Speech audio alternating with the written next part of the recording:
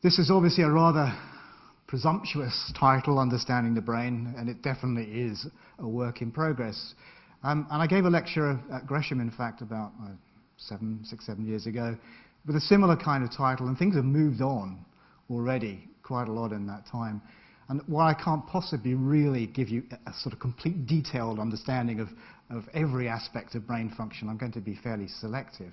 I'd like at least to try to sort of generate your interest in the kind of ways we're beginning to think about what's important about the way the brain is actually encoding information. Of course, we all know, as you can see from the picture here, that brains come in a variety of sizes and shapes, although in fact their general structures are fairly similar, whatever species you look at. We also know, of course, that the brain has an absolute fantastic range of functions that it fulfills, one of which we are not aware of, but without it we would be dead. It controls body functions and motivates us to obtain appropriate resources to maintain life. Of course, especially for people who work on movement, who feel that the brain is only important for controlling motor function, but of course without movement we wouldn't be able to do very much at all. The area that I'm more involved in is detecting and interpreting sensory information, and particularly in my case social cues for social species like ourselves. One of the marvelous things that the brain can do, which kind of distinguishes it from most computers, it can highly selectively attend to specific things rather than others, and almost filter out things that it's not interested in, and just focus on whatever it is that we're interested in at any particular point in time. Again, another area that I'm really very much involved in is the brain's fantastic capacity for learning and remembering information, and particularly the way it integrates it with past knowledge. I'm not going to talk actually very much about emotions today, but clearly one of the important aspects of emotional responses is that they are also very, very potent guides for behavior. And finally, the area that I'll cover right at the end of the lecture, perhaps the most contentious and the most difficult for any scientist to get their head round, is how a bunch of neurons can generate conscious awareness of the external environment, self and others. But yet we are making some advances, at least into trying to understand what the difference is between a brain that's working in conscious mode as opposed to one that is working in unconscious mode. It's kind of traditional to emphasize really how fantastic the brain is by immediately comparing it with computers. The brain is 920 centimeters cubed. It's 1.5 kilograms in weight. This is a human brain, obviously. It has an amazing 100 billion nerve cells. And given that there are about 5,000 synaptic connections on each of these nerve cells, that equates to these big numbers, about 0.5 quadrillion synaptic connections, which would be 0.5 petaflops if you're talking about computers, and we'll come to those in a minute. And if you consider that perhaps they're usually firing away at around maybe 10 hertz, then that gives you 5 quadrillion or 5 petaflops of synapse operations per second, and that generates 10 watts. That's quite an amazing amount of processing that's going on. If we compare that to computers over the last 10 years, things have developed quite amazingly in terms of processing power of computers. Back in 2000, it was 7.2 odd teraflops, which is like a trillion synapse operations, 7 trillion. By 2002, it had gone up to 35.8. 2004, 70. 2005, in fact, quite a big leap up to 280 teraflops. And finally, it gets up to pretty close to broadly what the equivalent of a brain would be by 2007 and 8. And now it's gone beyond that. This is that's currently, anyway, the top operational computer in the Department of Energy, as it usually is. However, here's the big guy. This is the IBM Sequoia Supercomputer that is currently in the process of being commissioned. This is reportedly going to have 20 petaflops speed, so even getting way beyond the brain, 1.6 petaflops of memory. But notice it's 318 meters squared, 96 racks of all this stuff, and it generates 7 megawatts of power. So the computers are not doing things the same way that the human brain is, or any brain is, in fact. And because rather than transistors, we have neurons. And they are simple, but also amazingly complicated. So we have information, obviously electrical impulses, transmitted from neurons to the dendritic receiving field of a neuron here. So this is where your 5,000 input synapses are. They alter the electrical properties of the membrane of the cell. And when it reaches the critical threshold, it fires an action potential, which gets transmitted down the axon here, through to communicate with the dendritic field of another neuron. And it's as simple as that, but it is phenomenally integrated and complicated if you think about the number of connections that are going on and how much even one neuron can affect the activity of many other neurons. This is maybe not going to play. This is supposed to actually show a sort of one of these usual simulations you get with light rather than electricity of lots of neurons in a network, just to try and wow you a bit. What is often forgotten, though, is that we all focus on brain neurons because that's the primary cell type that is actually transmitting information, electrical impulses in the brain. However, there is a very, very important supporting cast with which, or without which, the brain simply wouldn't function. And these are called neuroglial cells. The primary one are these astrocytes. Somewhere, here we are, this guy in green here. They're not actually green, but this is just a pseudo-color representation. They anchor neurons to blood vessels, and they transport nutrients and waste away from them, so they're highly important to the function of neurons. They have receptors, just like neurons. They produce growth factors as well, just like neurons. And they can even, in fact, act to modulate the activity of neurons through synaptic transmission. Finally, they can also actually signal to one another, but they don't use chemical synapses. They use direct electrical connections called gap junctions.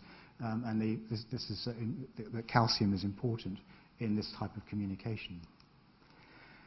The brain also has its own immune systems. This is the microglia up here, shown in blue. These are a defense against pathogens, and they monitor the conditions of neurons. Ependymal cells here lining the brain ventricles, which I'm sure you know are all full of cerebrospinal fluid, which is also very important for carrying information around through the brain. So these are generating or producing and transporting cerebrospinal fluid.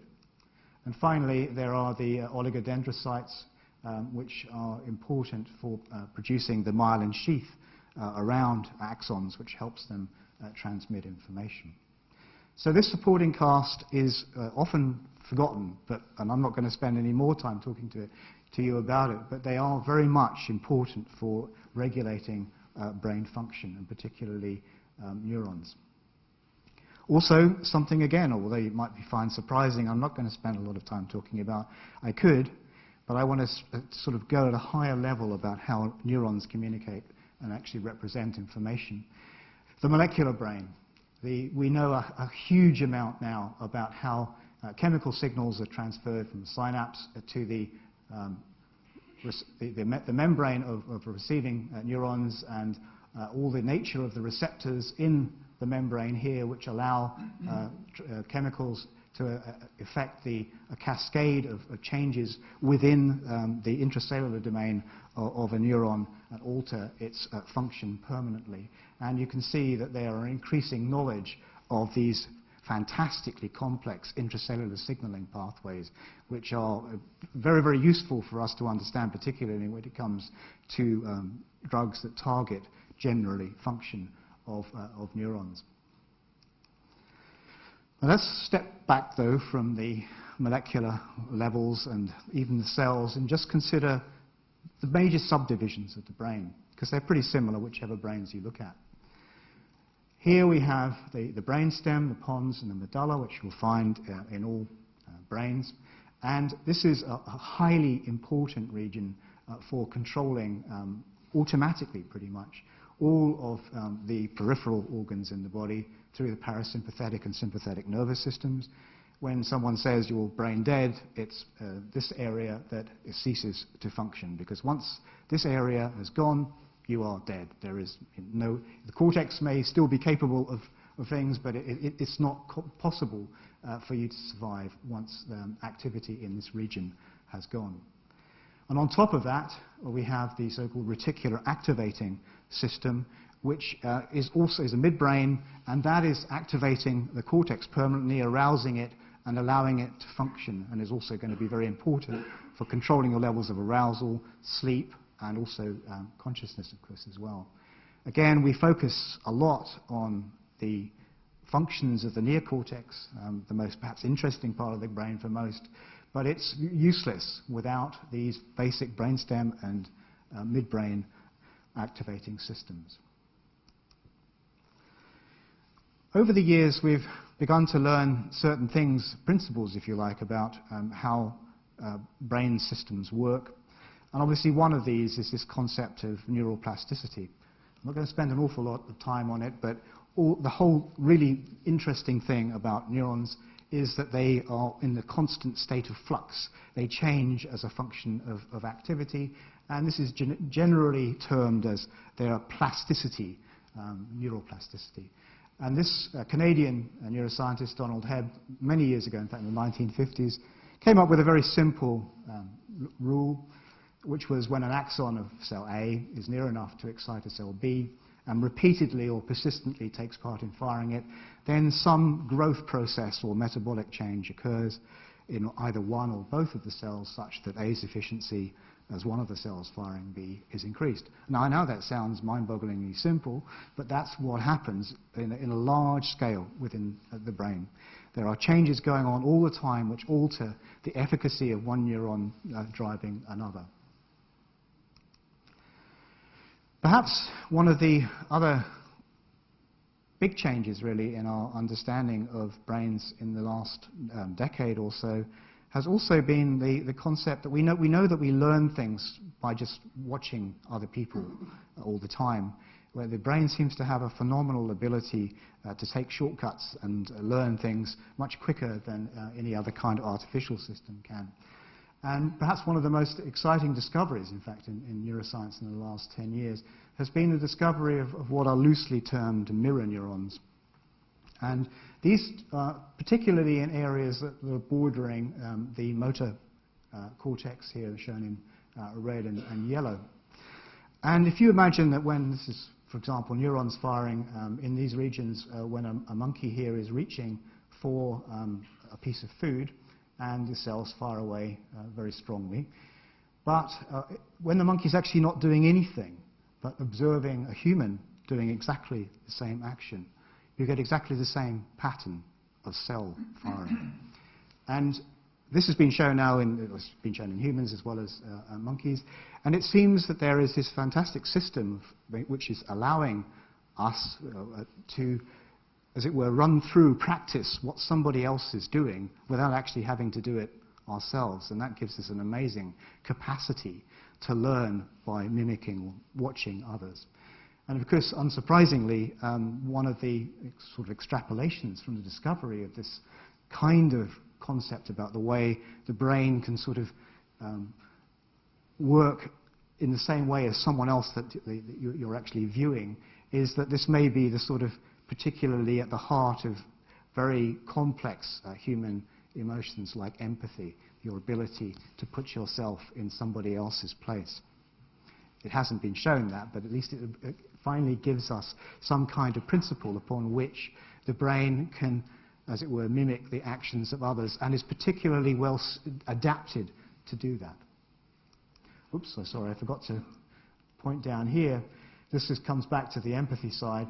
If you look at, and this is an a functional magnetic resonance imaging study on control human subjects versus autistic individuals, and the take-home message from this mirror neuron complex is not as strongly activated in the brains of autistic individuals as it is in the brains of non-autistic individuals, perhaps suggesting that this is one of the problems that autistic people have, that they are unable, as it were, to really mimic the actions of others.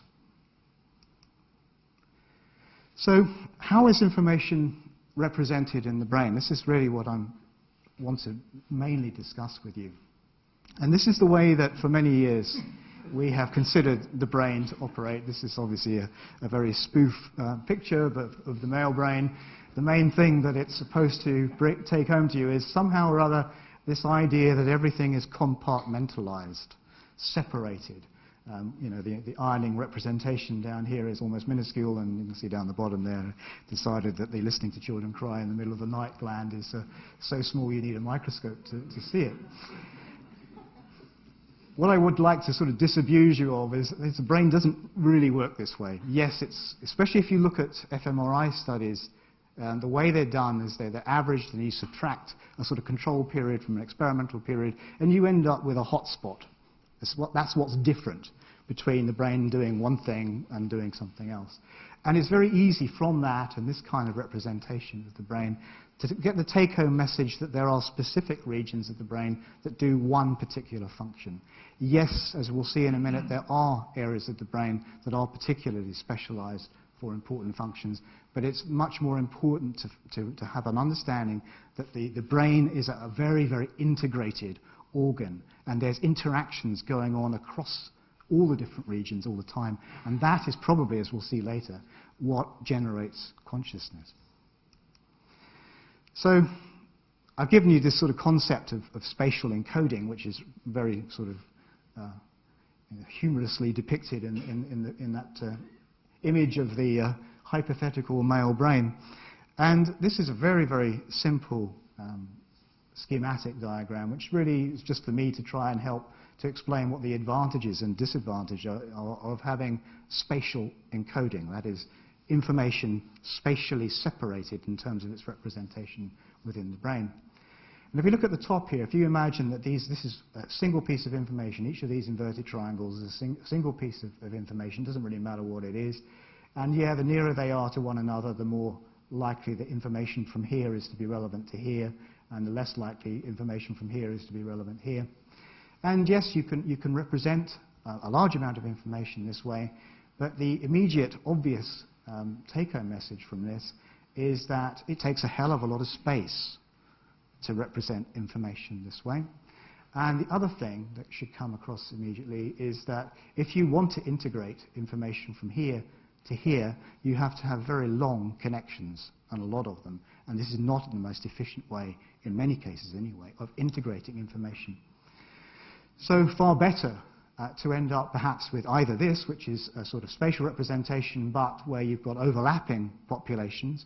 This helps a lot with integrating information, but you still have a degree of separation. Clearly you can get more interference, or you could go literally down to everything being represented by the same population of neurons, and with very subtle differences in the pattern of activation, you could actually distinguish one piece of information from another.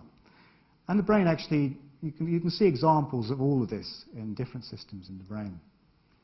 This was just to remind me that if we had brains that were organized this way, it might seem like a great idea, but we would have to have extremely large brains and heads to cope with it. What's becoming more interesting now, and it's still early days, I think, really, in trying to unlock the temporal code of the brain, but it's clearly an essential aspect of understanding how brains encode information. We have been very much fixed in terms of the gain of neurons either going up or down, and that's mostly what we measure. That's what imaging studies mostly measure. The actual firing rate of neurons is either increasing or decreasing, but that ignores to a large extent the fact that lots of different neurons are firing, and that they do so obviously in time. And is there anything in the way that they are organized temporally which shows that there's information content? And there are two things that come out very quickly, and it's a huge focus on the extent to which information across neurons in a network are temporally correlated, and I'll come back to that one later on, since this is an area that I've been particularly interested in. But that is clearly something that does happen. In fact, in this case, this is real data, in fact, from a rat, from the smell system in a rat before and during an odor stimulus. And although it's difficult to see, in fact, the extent to which these 4 neurons, these vertical deflections, are the output of individual neurons, they become actually less correlated during the odor stimulus than they were before. But what I actually want to particularly point out from this image is something else is happening in here which is really quite exciting. There are patterns. Okay? And we use software which is recognizes non-random patterns, comes from different forms of analysis, and I won't go into it, but it's a very robust way of detecting patterns in time series of information where you can record from perhaps, in fact, in our case, often several hundred neurons at the same time. And this picks out the incidence of a pattern that's occurring across these 4 neurons, which is DABC. I think you can probably see the color scheme because it's pulling them out down here. It's something like orange, red, green, blue. And this sequence is occurring across the 4 neurons again and again. And you'll notice that during the stimulus, it's actually occurring far more often than before. Now, the presence of these kinds of patterns within large-scale neural networks intimates that there's a huge amount of potential additional information processing power that is going on in these circuits, which, quite apart from whether they're increasing or decreasing their firing rate, there's also the patterns that they are generating. Clearly, these patterns have to be decoded downstream, and that's difficult, but it does seem that neurons are capable of responding differently to different temporal patterns of inputs. So they are capable of decoding temporal sequences of patterns like this. This just shows you an example. This is the olfactory bulb schematically. This is one pattern that's being generated of, I think, about 7 elements. It can go up to about 20. It only occurs, as you would expect, during the period when the animal's actually inhaling. This is an anesthetized animal, in fact. And so these patterns are occurring each time the animal is actually inhaling the odor. And this just shows you that the incidence of the patterns increases during odor stimuli. It also increases with the intensity of the odor, so it's clearly meaningful. Not only does the incidence of patterns increase, but also the complexity, the number of elements in the pattern, increases during the stimulus, and also, once again, during odor concentration. So this is an exciting way of really unraveling a whole new form, if you like, of encoding information in the brain. It's quite distinct from firing rate changes, and is showing us that the brain is actually doing a huge, much more information processing than we have yet really understood. So overall, the conclusion is that really what you need is a combined spatial and temporal encoding system in the brain. We still know more about spatial than we do temporal, but this is clearly the best, most robust solution, and also, most importantly, allows brains to be of a reasonable size for our bodies. It also makes it easy or easier to separate, integrate, and decode information.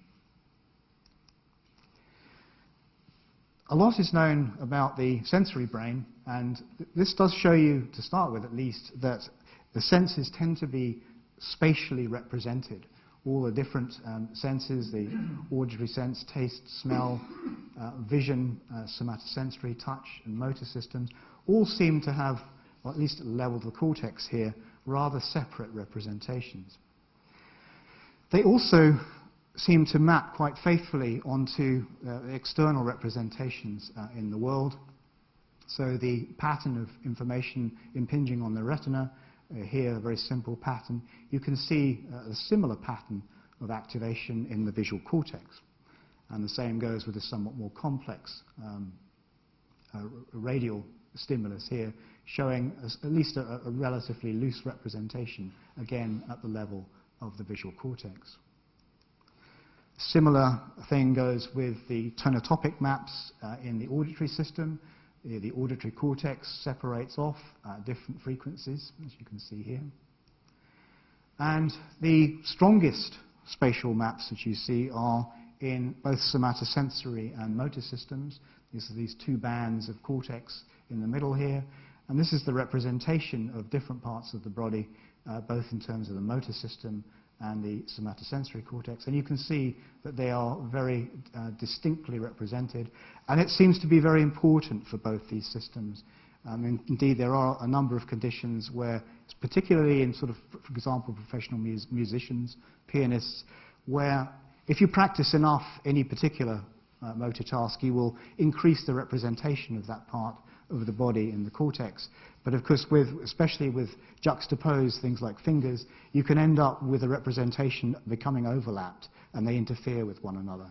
And that does happen in some cases. And it's a very good example of why this particular type of motor control and also somatosensory control needs to have a very strong spatial distinction between one part of the body and another.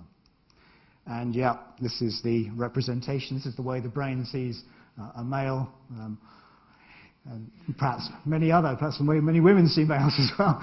But you can see which parts of the body are clearly most represented. However, to say that everything, or the visual system, the auditory system, and the taste system, although they appear to be separately represented, they do actually integrate and even interfere with one another a great deal.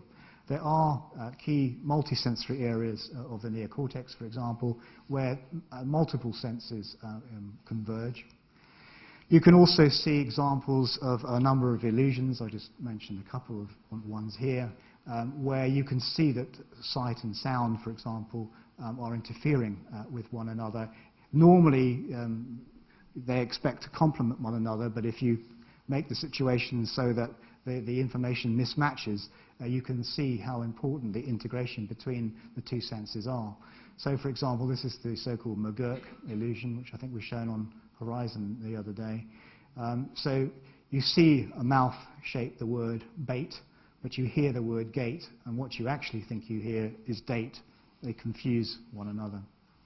Another one of these is facial expressions, even if they're not actually even consciously perceived, can modify the perception of emotion in the voice of a speaker. So if someone is speaking in an angry voice and smiling, it makes you very confused.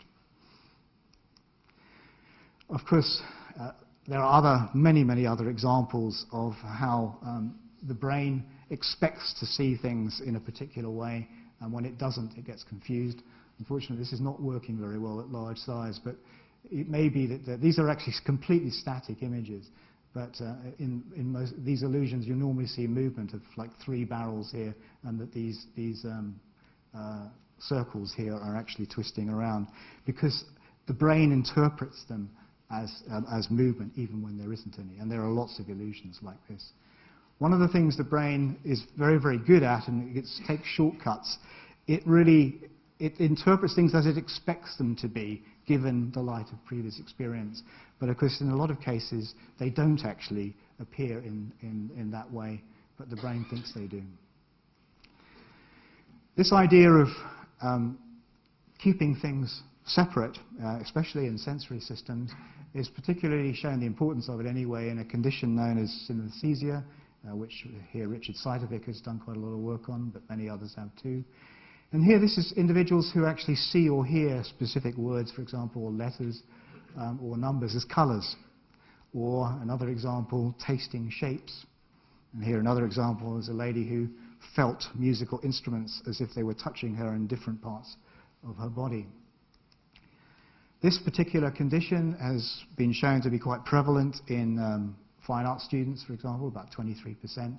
And it's almost certainly now recognized as being caused by cross-wiring between these spatially separated sensory maps, particularly as you can see here.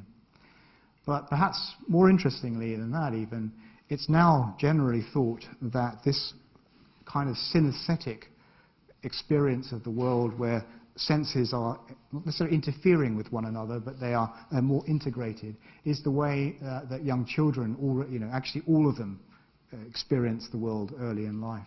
May explain why everything goes into the mouth in babies, but it's now thought that in fact the developing brain is very much a sort of synaesthetic brain where all the different senses are to some extent overlapping, and that as you develop they become separated and give the experience that most of us have as adults. Other things in the brain are also very important for us to keep separated, and these are what are often loosely called the what and where pathways in the brain. So what something is primarily, at least in the visual system, processed by a ventral stream from the visual cortex here down into the temporal lobe, where we'll come into a minute, where we find, for example, specialized circuits for responding and identifying faces and face emotions. And then there's a separate dorsal stream up through into the parietal cortex, which deals with where things are in space. There are interactions between the two, obviously. You do need to know what and where, but it seems to be important as far as the brain is concerned to try and keep these two things separate. So I'm now going to focus on faces, mainly because I think the work that's been done in this area particularly illustrates what we're grappling with when we're trying to understand how brains are representing highly complex information. I won't give you all the answers, but at least I think I'll be able to show you some interesting ways that the brain, particularly in this part of the brain which is processing faces in a rather specialized way, seems to be using different ways of encoding information. It's doing amazing things. It's being able to sort out questions of who are you, how do you feel, and do I like you, all in less than 300 milliseconds. And 3 species really have so far contributed to our understanding of how the brain actually fulfills this all-important social recognition function. Initially, work obviously on non-human primates, monkeys, and also humans, but also over the last 25 years or so, I've also shown that, in fact, sheep and probably many other ungulate species have similar specialized face recognition systems that allow them to recognize each other and, in fact, other species such as humans as well. And that includes being able to recognize face emotions. And the same system exists in all of these species for recognizing faces. I know it's pretty difficult to read the schematic down here, but this is the specialist area of the human brain, the fusiform face area, which it would tend to be called the infratemporal cortex in other species. This interacts particularly with the brain amygdala, which is a very important structure for the control and recognition of emotions, and the interactions between these two areas are very important for understanding face emotion, for example. And these areas also interact with a very important area of the brain, the medial prefrontal cortex, which is dealing with higher cognitive functions and executive function and so forth. Now, this particular area of research posed problems when it first came out, because up until the point where people started looking really at the face recognition system, all of the sort of work on looking at the complexity of encoding by single neurons in the brain had perhaps disappointed many people, particularly, for example, Hubel and Wiesel, who were working on the visual cortex. They were expecting to find neurons that were responding to specific kinds of objects, but they didn't. They found the majority of neurons responded only to very simple visual aspects, for example, lines moving in a particular direction, colors, and so forth. It seemed that the brain was primarily breaking up, for example, the visual world into a myriad of component parts, and that there didn't seem to be anywhere where they brought it back together into a sort of single percept, an object. But suddenly, particularly with the work of Charlie Gross at Princeton in the US, back in, would have been, I think, the 1970s, he suddenly started to find cells in this temporal lobe which responded to specific faces or body parts. And that led to a sort of quite a debate on conceptualization of the way the brain was actually processing information. There was a kind of reductio ad absurdum that occurred, that people suddenly were saying, well, you're saying that if we've got specific cells that respond to your grandmother, that these are the cells that need to be activated in order for you to recognize your grandmother. But by definition, these high-order cells, there are very, very few of them. And so you could, for example, go out to the pub one night and have rather too many glasses of your favorite tipple, and Granny would disappear because she'd have killed off, this handful of cells. And of course, that's not the way it works at all. What we think is that the generation of these very high-order cells that respond to things like specific individuals' faces, and there aren't very many of them, it's mostly faces and body parts, they do help for assisting the speed and accuracy of recognition of grandmother or anyone else. But in fact, the recognition process involves all of the different levels of analysis, right the way from simple aspects of Granny's face, right the way through all of these different components. And you can put in as many as you like. So in the end, Granny's representation is quite a distributed network, which happens to have these high-order cells at the top of it. And indeed, with the work on the sheep that I've done, where we look at the process of forgetting faces over time, what happens is the specificity, these high-order cells, gradually disappear. As you, not sort of forget, but over time, if you're not seeing the person every day, it doesn't seem you need them anymore. But you can still recognize them, just not quite as well. So that kind of emphasizes the fact that recognition isn't about these high-order cells being activated, it's about the whole network being activated. So here's an example of a high-order cell, a well-known Pamela Anderson cell, which was reported in Nature in 2005. It wasn't just her, there were many other actresses, and these were all male subjects, of course. And they were all subjects who were about to undergo operations for epilepsy, and it's actually been an extremely useful, important source of being able to do brain recordings in humans, that a lot of these individuals, in order to identify exactly what part of the brain to operate on, have implanted electrodes for some weeks, very often, before they're operated, and that allows us to gain through them insights into the way the human brain is operating in the degree of detail that previously, of course, we could only have done using techniques in other species. So you can see this is a conceptual cell. This is Pamela Anderson in various different views, but you'll notice the cell, the histograms down here, fires very strongly just to her name. So it isn't just her face, it's anything to do with the concept of Pamela Anderson. So it's a very, very high order cell. And this area of the human brain, this is imaging now, the fusiform face area, shows a greater activation to both faces and also, very importantly, another aspect of our bodies which also communicate information. So faces and bodies seem to be particularly represented in this area as opposed to other kinds of objects. And there's also, for a while it was thought that the kind of face emotions and face identity systems were very separate, and that the fusiform face area was all about encoding identity. But more recently it's been shown that the emotion, actually, content of the face can enhance the response in the fusiform face area. So this is, again, an fMRI study where you can see the red line here. This is the level of activation with a fearful face compared to the same face which is showing a neutral expression. So this shows us that within particularly the interactions between the amygdala and the fusiform face area, we can actually get integration of both face emotion and face identity cues. And work particularly in monkeys, but also increasingly in humans, has shown that there's a kind of like a sequence. There's a sort of the speed with which processing occurs. Initially, the emotion bit is analyzed, then the identity, and then there's a kind of like a cross-checking bit later on with the emotion bit again.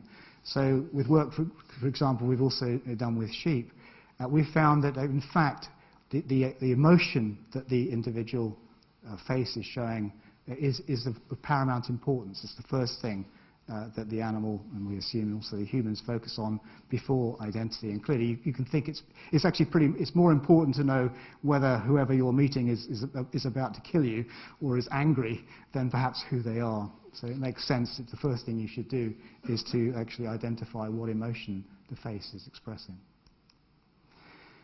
The face system also illustrates the brain as an interpreter. Ignore this one for the minute. This is the so-called Thatcher illusion. If you just focus on these top two panels here, you can see there's something wrong here with Margaret's face. But in fact, it's only when you turn it to be the right way up, you can see that the eyes and the mouth are totally inverted. So we don't expect to see the face like that. And this system is working like many other aspects of the visual system. It is interpreting this complex image the way the brain expects to see it, as opposed to the way it actually is.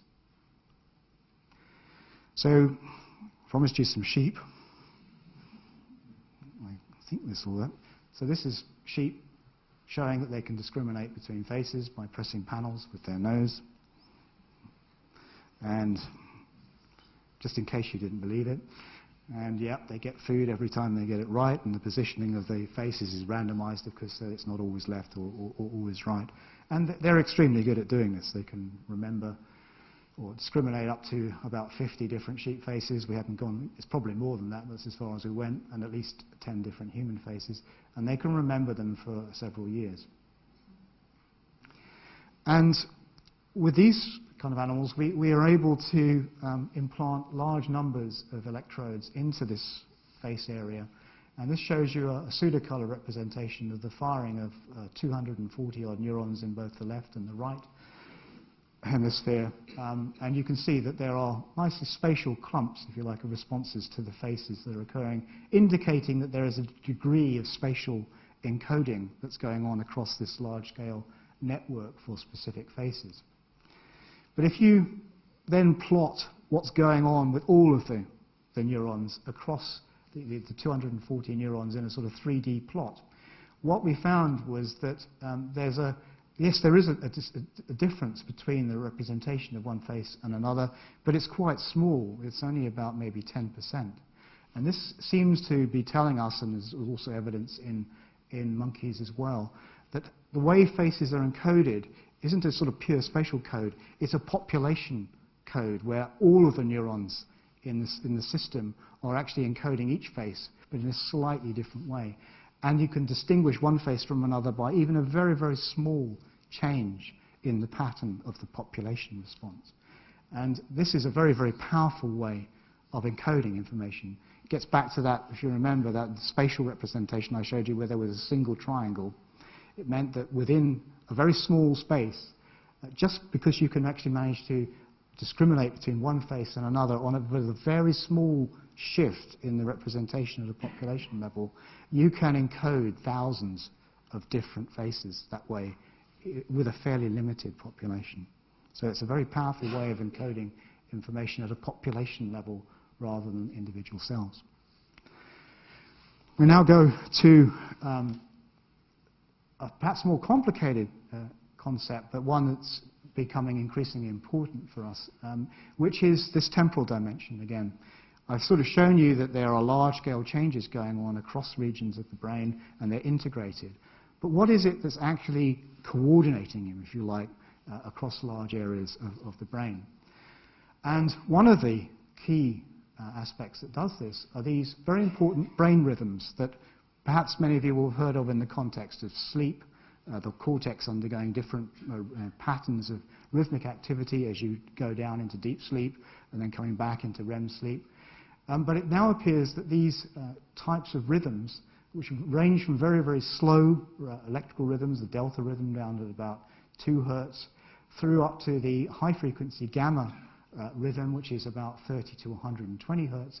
And this is generated by local neuronal circuits firing, whereas these slow rhythms down here are generated by long-distance electrical activity going on throughout the brain.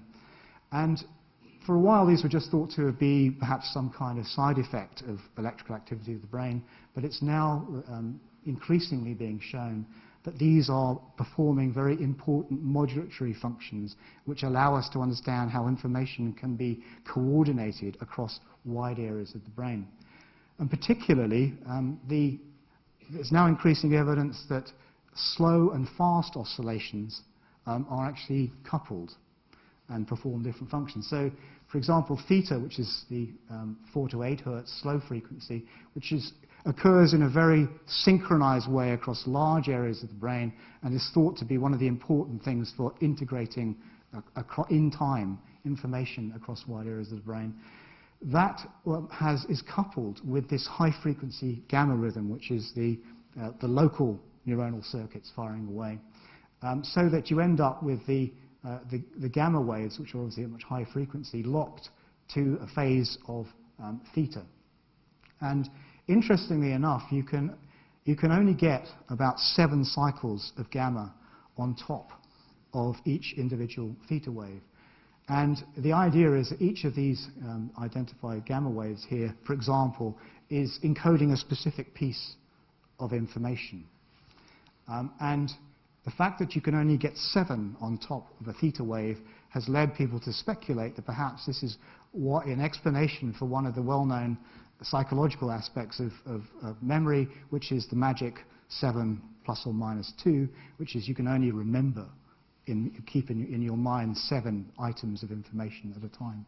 And this would actually provide, it's a speculation, I hasten to add, but nevertheless, it's interesting that this kind of idea that you've got a coupling between slow and high frequency rhythms in the brain might actually provide us with a way of understanding why there is this limitation for how much information we can hold in memory at any one particular time. The interesting thing, though, about these rhythms is that they do couple with neuronal activity. So this is theta activity. This is real data, in fact, from a sheep. And the firing of neurons occurs at the same phase of theta, different phases depending on the neuron. So there's a link between the activity of theta and the firing of neurons. And this shows that during learning in the sheep, nearly 3/4 of the temporal cortex electrodes, which are in this area, show a link or a coupling between theta phase and gamma amplitude. This is shown in pseudocolor here. And that increases during or after learning. This is just shown here. This is the animal learning. To get it right, it starts off about 70%, and it's not until it gets to over 70% that we believe that it actually knows what it's doing. And you get an increase in the amplitude of theta, the theta-gamma ratio as well, and there is an increase in this coherence between theta and gamma. And the extent to which these changes occur are significantly and positively correlated to the animal's behavioral discrimination performance. And we can generate network models which effectively can define or produce exactly the same results as we get from the recordings from the animals, or generate these patterns of theta and gamma, and use these models to help us to understand how they modulate neuronal activity. And the one thing, this is a complex thing, but the one thing we found is that as you increase the strength of the coupling between theta and gamma, this leads to a progressive desynchronization of neuronal firing in the network. That is, the neurons are not firing quite as much in time together as they used to. And this, even without a change in firing rate in the neurons, will lead to an amplification of the response of a downstream neuron, which is an amazing sort of way of getting potentiation simply by changing the temporal parameters of the firing of neurons. So you don't have to actually increase the gain, you just have to change the difference in the temporal pattern. And this goes on both in the model, and in fact it also occurs in the temporal cortex. So we went from the model back to the brain and found that the brain actually corresponded to the model. It shows this desynchronization. So why can you get desynchronization alone producing some form of potentiation? This is a very simple model, right? And all you need to know about this model is that it takes, these are the excitatory neurons inputting to a downstream neuron, and it takes 2 action potentials reaching this downstream neuron to actually provoke an output. And when you have synchronized patterns, same number of action potentials, you only get 3 in this model action potentials produced, whereas when you desynchronize them, you get 5. And the reason for that, hopefully, is because there's cancelling out. This only requires 2 action potentials to drive this neuron, and in some cases there are 3 occurring at the same time, so 1 is wasted. So you don't really want to synchronize information too much in terms of neuronal firing, because if they all arrive at the same time at the downstream neuron, some of them will cancel out and they won't have any effect. And the other thing that you get when you desynchronize patterns like this across a network is that immediately you can see that, in time at least, this is a much more complex pattern than the synchronized version. So you're also generating more discriminable patterns by desynchronizing. This is showing calcium imaging, in fact, of activity of neurons in the hippocampus. And the only reason I'm showing it is because if you look at it carefully, either the top or the bottom, they're just different representations of the same thing. The neurons are not synchronized. Okay. And decorrelation or desynchronization, whichever way you want to put it, is a very powerful way also of reducing noise. So these are theoretical experiments, but where you've got a sine wave with a certain amount of added noise. If you negatively correlate the noise only to a degree of about 0.01, you can cancel out the noise and leave the signal. Whereas if you actually positively correlate, you amplify the noise more than you do the signal. This has actually been well known for a lot of time. This is the basis for central limit theorem in statistics. But it's an important principle that it's actually better in a lot of cases to negatively correlate or desynchronize than to correlate. Doing stuff together might seem like a great idea, but in fact, in many cases, doing things just slightly differently is better. And this just shows you that when you decorrelate, you also actually expand the representation of information in physical space. It's the red pluses here. So you end up with a greater theoretical distance between elements of patterns, which makes them more discriminable. And yeah, we actually found, we thought, oh great, this is good, we can patent this. This is a great way of, for example, cleaning up images or representing images using negative correlation. We did patent it, in fact, only to find out that, in fact, it's that almost at the same time as us, engineers had already patented this, and it's the most sophisticated way of reducing noise in systems that currently exist. So it's nice to know that the brain does things exactly the way that our engineers have worked out is the best way of reducing noise in artificial systems, but the problem was that they actually did it before we did. I'm going to finish on the most difficult aspect for all of us, I think, really, of understanding what's going on in the brain. There are certain things that we absolutely know. There is no single seat of consciousness in the brain. It's not the pineal gland, as Descartes once thought, on the pretty reasonable assumption that there couldn't be more than one seat of consciousness, and most structures, of course, in the brain are bilateral. They're sort of dual representation. The pineal gland happens, there's only one of them. But he's wrong, because it's not, the seat of consciousness is not the pineal gland.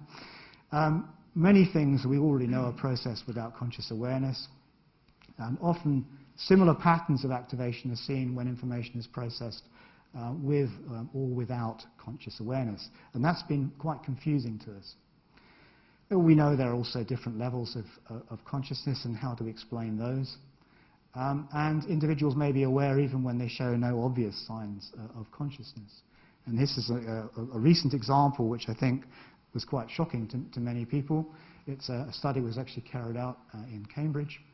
And here they trained subjects during fMRI experiments to either imagine themselves walking through their house, so it's a spatial imagery, and that activates a particular part of the brain, or that they're watching someone playing tennis, and that activates another part of the brain. So it's a direct instruction to think about things, and that generates highly distinguishable patterns of activation in the brain.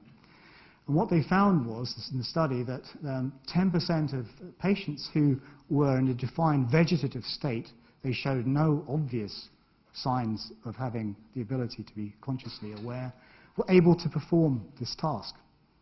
with instructions. So just like control subjects, they showed activations in the motor area or the spatial area. And they then went on from this to say, well, okay, if we can get them to generate specific patterns of activation in their brains, we can get them to answer questions on the basis of, let's say, motor imagery is yes and spatial imagery pattern is no. And they showed that they could do this. So they asked questions, sort of, what's your father's name? Is it Alexander, yes or no? And do you have any brothers, yes or no? And they were able to use this very simple way of feeding back information on the basis of whether they could generate a spatial or a motor imagery map to answer questions. So they are capable, some of them anyway, of conscious awareness, even though they show absolutely no signs of them.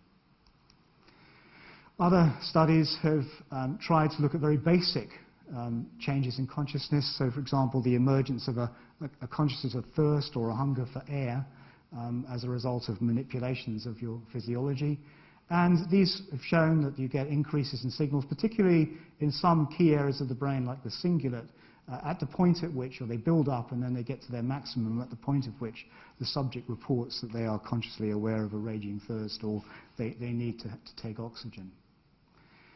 Other studies, and we've also been involved in this, have used anaesthesia or sleep as a way of trying to understand the difference between a conscious brain and an unconscious one.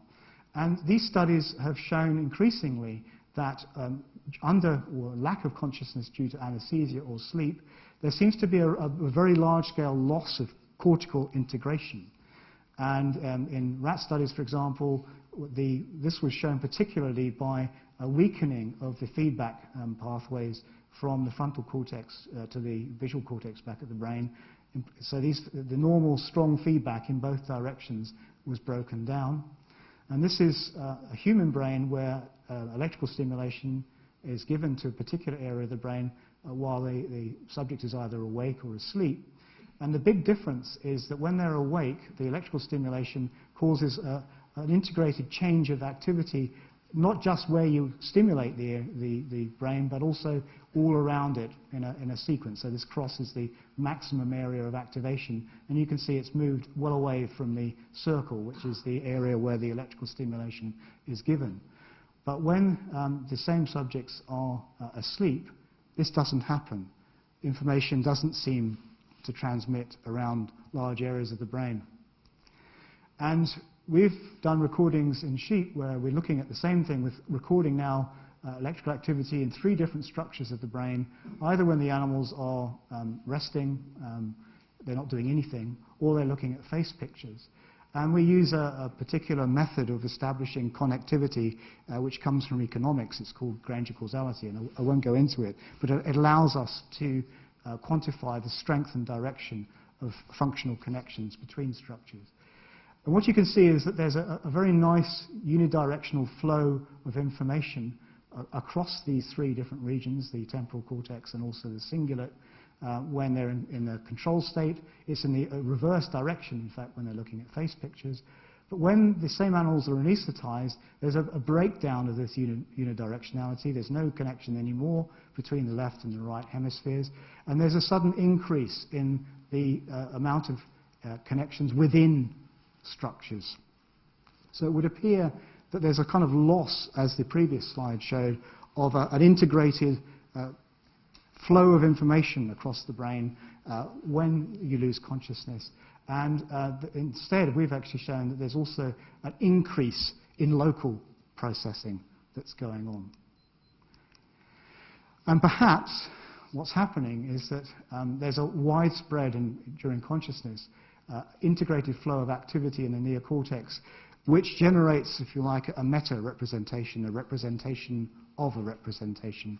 The representation is the different nodes in the circuit responding to a particular, for example, set of stimuli. But when you have consciousness, these are all linked up with a sort of coordinated, integrated, unidirectional flow of information across structures, which forms this meta-representation on top of the physical representation of whatever it is. I mean, it's an idea, but it's a way that it may actually, that consciousness may emerge that once you've got beyond a representation of information to information being a sort of simultaneously involving a sort of a flow of information across wide areas of the brain, that turns into this conscious meta-representation that we experience. And when the process or information is processed unconsciously, we don't form that meta-representation because there's lack of integrated flow between the different cortical processing nodes. And indeed, you get an increase in information processing within these nodes in order to compensate for the fact that you don't have the ability to generate this meta-representation. And it's kind of like you're boosting the simple automatic feedback loops within structures in order to process information because you don't have the ability to form a meta-representation caused by the coordinated activity across large areas of the brain. But this will also help us perhaps to understand why it is when you see same patterns of activation of structures of the brain when you're consciously or unconsciously processing information. Yes, the same structures are activated, but when you're actually consciously experiencing whatever it is, they're all linked up in a flow which causes the emergence of this meta-representation. It's an idea anyway. What we need, though, in order to really understand these kind of things, and not just consciousness, is the ability to look at connectivity within the brain in much more detail. And this kind of technology or process that I talked about using these causality algorithms, this is fMRI data now from humans, from 20 Chinese subjects in fact, where we have drawn ability to draw on connectivity, these are in a resting state, between 90 different regions of the brain. And this is going to be perhaps the most powerful way of unlocking what is actually going on in the brain, either conscious or unconscious, or during performance of one behavior compared to another. When we start to be able to dissect out the functional connection changes that are occurring, not just which areas of the brain are activated or deactivated. So in future, that means for sure there have to be much stronger links between mathematicians and computer scientists, and also, of course, neuroscientists.